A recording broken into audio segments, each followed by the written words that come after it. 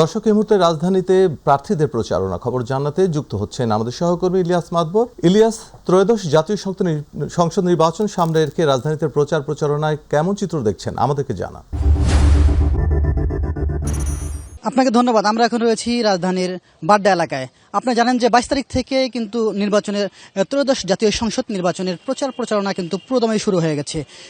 এদিকে ভোটাররা কিন্তু সকাল থেকে শুরু করে সকাল বিকেল রাত তারা কিন্তু বসেনি, তারা ব্যস্ত সময় পার করছেন, ভোটারদের দ্বারা দ্বারা যাচ্ছেন, ভোটারদের বিভিন্ন সমস্যার কথা শুনছেন এবং ভোটারদের তারা আশ্বাস দিচ্ছেন সেই সমস্যা সমাধানের কথা, সমস্যা সমাধান করার বিষয়ে। এদিকে আমরা এখন রয়েছে ঢাকা 11 আসনে বিএনপি যে প্রার্থী রয়েছে সেই প্রার্থীর কাছে, যে কাইয়ুম, আমরা এখন যুক্ত হচ্ছে তার সাথে, ডক্টর এম এ কাইয়ুম। আমরা আসলে জানতে চাবো যে আপনি তো ভোটারদের দ্বারা দ্বারা যাচ্ছেন, আসলে কেমন সাড়া পাচ্ছেন এবং এই এলাকায় যে বিভিন্ন দীর্ঘদিনের যে সমস্যা, নানা সমস্যা জর্জরিত, আপনি কিভাবে এটা সমাধান করতে চান? আলহামদুলিল্লাহ, আমরা ব্যাপক সাড়া পাচ্ছি। বহুদিন পর, বহু বছর পর মানুষ ভোটের অধিকার ফিরে পেয়েছে।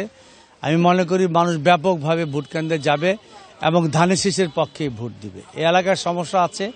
আমরা গ্যাস, পানি, বিদ্যুতের ব্যবস্থা করেছিলাম 91 থেকে, গ্যাসের সরবরাহটা একেবারেই নাই, এই জন্য অনেক মা বোনরা কষ্ট করছে। আর মাদক, সন্ত্রাস, চাঁদা মুক্ত আমি ঢাকা 11 আসন বাড়াবো। সেই পরিপ্রেক্ষিতে মানুষ আমার কথার উপর আস্থা রেখেছে এবং সাড়া দিচ্ছে, এবং আমি বিশ্বাস করি আমি বিজয়ী হলে মানুষের সাথে যে কথা দিচ্ছি এই কথাগুলি আমি বাস্তবায়ন করব। মূলত মাদক, সন্ত্রাস এবং চাঁদা মুক্ত কমিউনিটি এবং সোসাইটি বেস এটা করব। সেখানে ইয়াং এবং এলাকার প্রভাবশালী এবং অন্য রাজনৈতিক দলের যারা আছে সকল মিলে মিশে আমরা মাদক, সন্ত্রাস, চাঁদা মুক্ত একটা ঢাকা 11 আসনের পাশাপাশি এলাকার উন্নয়ন করব এবং মানুষের সমস্যার সমাধান করব, মানুষের কল্যাণের জন্য কাজ করব। এবং আমি বিশ্বাস করি তারেক রহমানের নেতৃত্বে আগামীর বাংলাদেশটা হবে বৈষম্যহীন একটি উন্নত কল্যাণ রাষ্ট্র ইনশাআল্লাহ। নারীদের ক্ষমতায়ন এবং তাদের নিরাপত্তার বিষয়ে আপনার ভূমিকা কি থাকবে? নারীদের জন্য আমাদের যে ইশতেহার ঘোষণা করা হয়েছে ফ্যামিলি কার্ড, সেটা মূলত নারীরাই পাবে, এবং বয়স্ক ভাতা, বিধবা ভাতা, ইন্টারমিডিয়েট পর্যন্ত মেয়েদের লেখাপড়া ফ্রি, এবং খাদ্যের বিনিময়ে শিক্ষার মাধ্যমে দরিদ্র জনগোষ্ঠীর সন্তানদের লেখাপড়ার পাশাপাশি মাসের শেষে খাদ্য বিতরণের মাধ্যমে। এবং আমার এলাকায় আমি এটা যারা আমাদের দরিদ্র মানুষ বলি বা সমাজে পিছিয়ে পড়া লোক, তাদের মধ্যে মহিলাদেরকে স্বাস্থ্য এবং খাদ্য নিরাপত্তাটা আমরা বিধান করব ইনশাআল্লাহ।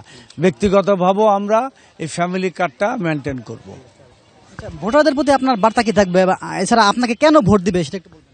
ঢাকা 11 আসনের ভোটারদের আমি বলবো যে আমি দীর্ঘ সময় কমিশনার ছিলাম।